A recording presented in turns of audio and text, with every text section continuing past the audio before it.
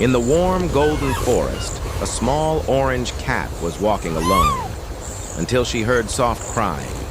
Hiding in the grass were 3 tiny lion cubs, lost, hungry, and scared.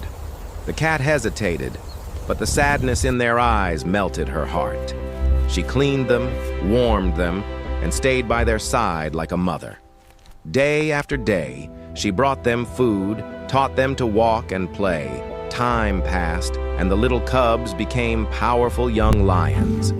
Yet they still loved the small orange cat who raised them. They walked beside her, protecting her as family.